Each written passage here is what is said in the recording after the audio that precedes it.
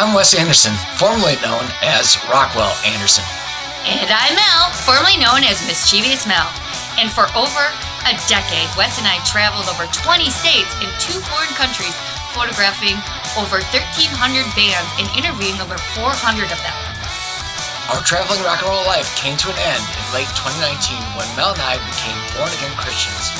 And it changed again dramatically in January 2020 when I was diagnosed with a deadly and currently without a cure cancer called adenoid cystic carcinoma. Because only God knows when our last day is going to be, Wes and I decided to make every day a new adventure. That's how the Adventures of Wes and Mel was born. But our adventures aren't just about us. How boring would that be? So we are coming to a locale near you and want to know what makes your town special. Where are we going to eat? What are we going to see? What is it that only the locals know? Show us the hidden gems. We want you to become part of our adventures. So contact us or follow us at The Adventures of Wes and Mel on any of these platforms, and we hope to see you on our next adventure. And welcome to our next adventure from The Adventures of Wes and Mel, and thanks in part to our sponsors, ourselves, Rockwell Anderson Studio, for all your photography needs. Go to rockwellanderson.com. And for all your vacation rental needs, go to KFBRentals.com, including this beautiful home next to Lambeau Field in Green Bay, Wisconsin, the Field of Dreams, and the Oyster Inn. Navarre, Florida, straight from the bed to the beach. And Sunsplash in Panama City, again, from the bed to the beach. Or Mermaid Heaven. You got choices in Panama City, different locations. And if you're into lodging, hotel lodging, check out the Round Barn Lodge in Spring Green, Wisconsin. Historic Round Barn there. But into our adventure. Welcome to Texas and New Mexico. Giddy up and yeehaw. Mostly New Mexico, but we start in Glenrio, Texas, and New Mexico, an old ghost town. And on the way, we're going to encounter, first in Texas, a little old abandoned gas station. So if you're into old things, things older than us, check this out. Abandoned things, check this out. This is for the people that drive along their own and say, oh my God, that looks haunted, let's stop. Yeah, that always includes us because we're always curious about stuff like that. And this is a ghost town, so it makes sense that it's an abandoned gas station. And we're going to cross over 40, and our first stop is Glenrio, Texas. And what a hopping town it was, as you can see. Just kidding, the only thing happened there are the ghosties. But it was pretty cool to see all of the abandoned stuff. Yes, and I actually think there was maybe people living in the area, but it's definitely not a town anymore. And that car is still for sale. Yeah. Actually, it said no trespassing. It didn't. Is that what it said? I don't know. I was too busy trespassing to read it. People probably wanted to buy it, but they're not selling. And an old diner, obviously abandoned, still kind of in decent shape. And this is still Texas. This is right next door to it, basically. The old motel and cafe. But you know what you got to think about is when Route 66 was born, all this stuff was hopping. And this is the sadness that has happened to Route 66. However, this year they are revamping because they are getting ready for their 100-year anniversary coming up in a few years. In 2026 will be 100 years. And this is, you first saw the old cafe part. This was the old lodge or motel, I guess, part of it. We're kind of guessing as to what it was. There's really nothing there. But this house was really interesting because it's got a metal roof on it. It was actually in pretty good shape. That's the inside of it. I mean, the floor was good, except for the one part where I just about fell through. We won't talk about that. The wallpaper, it still had a ceiling fan, for goodness sakes, but it's a fixer-upper. Yeah, you could call it that, but much better condition than most. You know, still had the built-in cabinets. Not the smell of dead people. Yeah, which was refreshing. Yeah, it even had a phone book in there, the yellow pages. Yeah. That was pretty cool. Well, there it is. That's the phone book, all curled up. Yep, dried and curled up. And this is back to the cafe portion of the property, and a couple more views of that. Just think, you could use those yellow pages to call that cafe and that motel after you park that really cool car out front that is no trespassing dash for sale. Yeah, but that's the last picture of Texas of Route 66. Adios, Texas. On to New Mexico. And here's the border. Here's the marker between Glenrio, Texas, and Glenrio, New Mexico. And somebody put up home. I wouldn't want to live in that as a home. Plus, they're paying taxes in both states. What the hell? That seems pretty silly. Well, technically, I think that was New Mexico. I don't know what that was. But this here is the medium just in New Mexico part of Glenrio, does not go into Texas. And that's this building. I'm not sure what it was. I think it was maybe a cafe or a gift shop. You know what would be fun? Just letting the But people that's- watch and decide what they But think it there's is. booths back there, so it must have been, a Peep cafe. show? No, well, you can peek through the whole building. Eat the Rich. I've never really figured that out. Are they more tender? Are they more juicy? Why do we eat the Rich? Is this like veal? I don't know. I don't know. But anyway, that's the probably hotel that was, or motel that was behind it, and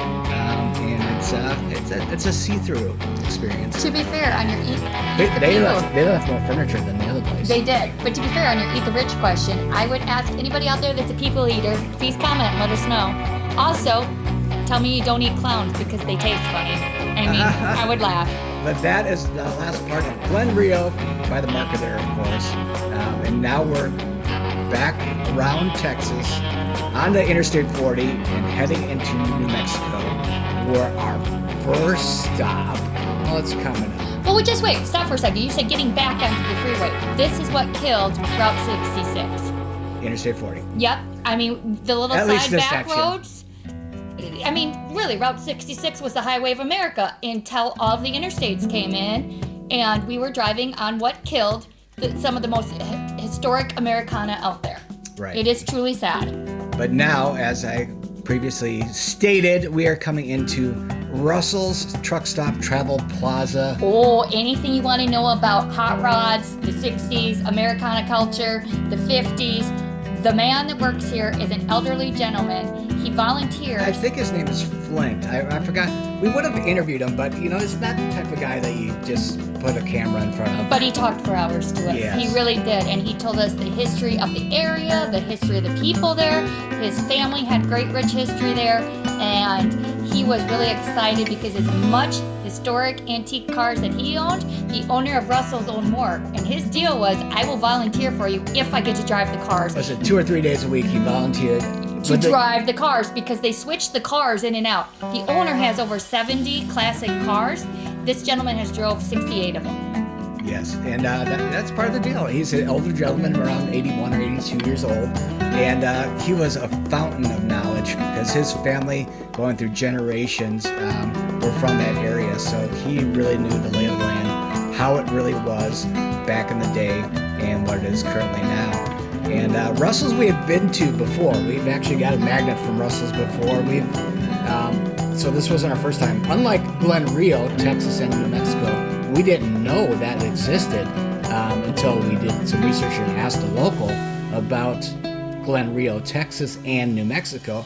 But Russell's we were more familiar with. Well, Russell's is kind of one of those stops that even if you're on the freeway and you're not doing Route 66, it is mentioned a lot. It is a well-known travel destination. Yeah, and it's right there. It's the last. If you're going west, from Texas into New Mexico, it's basically your first gas station stop. Yeah, you're going to want to stop. It's clean, Yeah. It's good peeing, they have great snacks, and the guy's a fountain of knowledge. And to be fair, there was another elderly gentleman sitting down having coffee and hanging out with another elderly guy. It was the actual owner of Russell. It was Russell, but we did not want to. No, but he hangs out there and he talks to people. It is awesome. And again, I'm going to say his name is Flint, the elderly gentleman that we were talking to. He's like, oh, you can bother him. It's no big deal. But we didn't want to be those people. We just wanted to leave. Why? We are those people. Well, but yes, he was having we coffee do with- have some boundaries. We do Yeah. respect. We have respect for people. He was having So- coffee with his friends. Plus, I was busy looking at the museum. Yeah. Didn't have time to chitter chatter. And what once. What beautiful cars. I mean, really. Forget the cars. They had the cutest antique toys. They had pedal wagons. They had metal stuff that nowadays that, our kids are wrapped in bubble tape they can't play with. Back then it was like, oh, look, it's a metal wagon with a spear on the front. And then little kids driving it at each other. It was great. I love metal toys. But regardless of your classic car love or more modern car love, Russell's has a really amazing selection. And I don't... Are you at a loss for words? I am. I was First? just thinking, Flint has a good deal being able to drive those things. But Moving on. moving on from Russell's, we're headed towards our next town. Is going to be Sanjon or Sanjon. It's Jon. But on the way there was just another creepy old building and some interesting old vehicles. Again, if you are one of us where you drive, part of getting to where you're going is the ride. That's what traveling is about to us. That's why we don't take the freeways unless we have to. And this is the sort of stuff that you see. And this is just a ranch, again, on the way to San Juan or whatever, with a bunch of abandoned old classic vehicles. Beautiful vehicles, but just out You know there what they say, with one the man's tractors. junk is another man's treasure. Yeah, just out there with the tractors and all that kind of gear. It's like there's some beautiful old vehicles back there. Now we're getting into I'm going to call it Sanjon, New Mexico. And really not an abandoned town, but the main drag is really kind of abandoned. It's not happening. It's not got a nightlife. It barely has a daylight. Yeah, there's Mel over to the left there. Checking it out this building. Somebody here. had to be walking through town. Yeah, it was kind of quiet. Till we got there. Yeah, You know how Wes never he's quiet. he's quiet. Yep. Never. Ever. So yeah, I'm going to that first building. I'm not sure what that first building was. On the side of it there, see ahead, it was a gallery, I guess, at one point. Part of it was, at least. Here's an idea. A studio, excuse me, a studio. How about you guys watch the video and leave in the comments what you think it is? Oh. Along with the people eating people. I'm really interested in that. Well, that was... I'm a vegetarian. Yeah. I don't taste like meat, go away. I'm not rich. And you're tough because you work out a lot. But this next place was another Quay Feeds and Seeds, I guess. Interesting. And Well, this was a service station, obviously. Well, okay, whatever. You can call it what you want. Right now, it is the home to ghosties. Well, yeah, it's somebody's home, somebody that's not alive. Yes. Well, I hope there's no living people living there. And they're just made it look a little bit old. So, which it is. I just liked it because it was things older than us. Yeah. There's not a lot of those things. That is a functioning Sanjon motel, but I don't know if people stay there or just live there. Yes, that was very interesting. A lot of people just lived there. Yeah. And then going out from Sanjon, out of town, on to our next stop. Just stop by here in an old service station. And Again. wildlife. Don't forget the wildlife. Yeah. I always have a thing for cactuses. Yeah. They're pretty. They're pretty. They're pretty. In this, we're driving along 66 right now. We're right adjacent to, running parallel basically to Interstate 40 at this You point. heard it from Maptopia himself. He knows where he's at, what time of day it is, and where the sun's Yeah. pointing. The vehicles to the right of the screen, those semis are on Interstate 40. So we're just off Interstate 40 at this point. Well, but to be fair, when they put it in the interstates, they did sometimes go right next to it. That's a beautiful car. And we are coming into Memory Iron. This is a wonderful stop. Right on 66 before Tucumcari, about, 20 minutes or so east of Tucumcari, and which is going to be our ultimate destination on this video. Here, let me shorten this for you. If you're a car collector, stop at this place. Yes. You will be in awe. There's nothing there you don't need. Everything from something rusted out like that They to got- stuff that is being preserved and worked They on. got Edsels, Studebakers, you name it. They're the classic old cars. And a lot of them, in various points of disrepair or repair. So, just stop in. And do it before 5. We got here like 10 minutes before 5. And they were about to close up. But the and- gentleman that owned it was very kind to us. And I'm mad at myself. I don't remember his name. But a very nice gentleman who's going to show us his car that he's been working on, is almost finished with a little bit later. But Melissa's going to do a little bit of a tour here coming up. Of the outside. Spoiler alert. You keep telling people what's coming up. Make them watch. Well, I'm not taking you to the movies. You'll tell everybody what happened. maybe. It's happened before, possibly. You can't keep a secret. Well, Never no way. And I'm not keeping this secret. This is a place to stop. Again, not planned. We never knew anything about it. We were just driving by. We're like, oh, look at the pretty cars. So we pulled on in. We started taking pictures. The owners started coming out. We're like, oh, can we take pictures of your car? Don't worry, we did not break any laws. He was okay with it. As far as we know. As far as we know.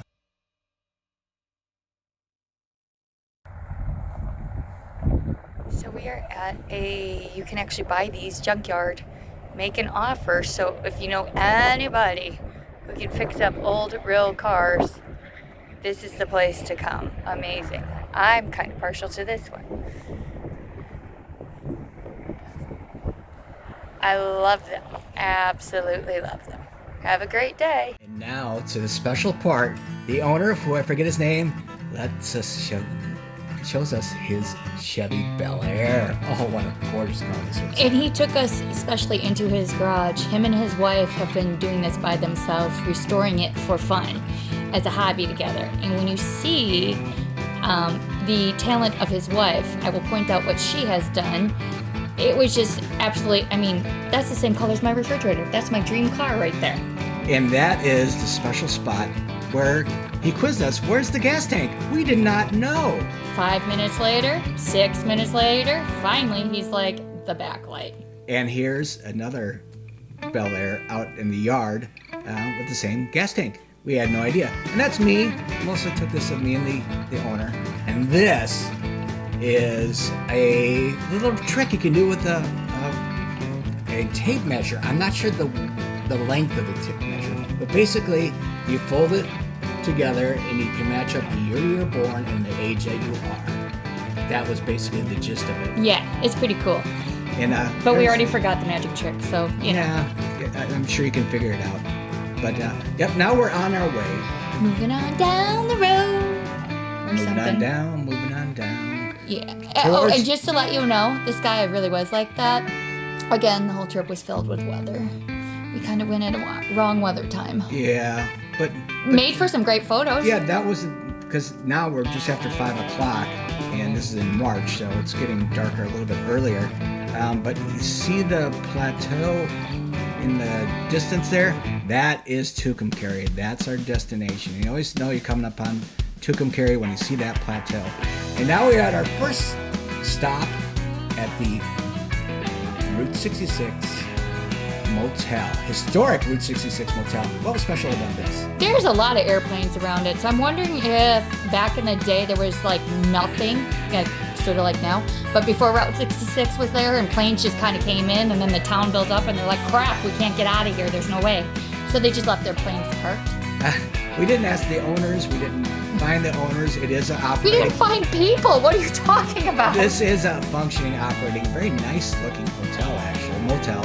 And but there's Melissa taking pictures of it, and nice little stop. But next stop, which was a little less well conditioned, the Kiva right up here. It is a functioning motel. It just didn't seem as good a repair as. Let me put it to you this way: it would not get 4 out of 4 stars on any rating scale. Or 5 out of 5. But that's the Kiva, and it is open and operating. It just didn't seem as good a shape as the other ones were. Be fair, it looks like a flea bag again. Yeah. I'm sorry. I'm sure back in the day it was beautiful. And this next hotel that we're driving up to and going to take a couple pictures of, the Palomino Motel. This, again, I think it was a functioning motel, excuse me. But it could have been people just living there. I think it was people renting or literally living there because it said no rooms available.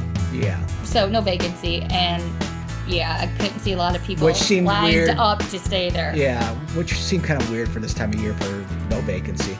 But TP Curios, I mean, our friend back in Galena, Kansas, told us to make sure we stopped in that right here at TP Curios. So we did. We listened to a local from many states away, but that man was a fountain of knowledge, Aaron from Gearhead Curios. Yes. Told us about TP Curios in Tucumcari, New Mexico. Great little stop. Unfortunately, they were closed. It was after 5 o'clock. I'm sure they were bolted down. Yeah, it seemed to be locked up, as you could say.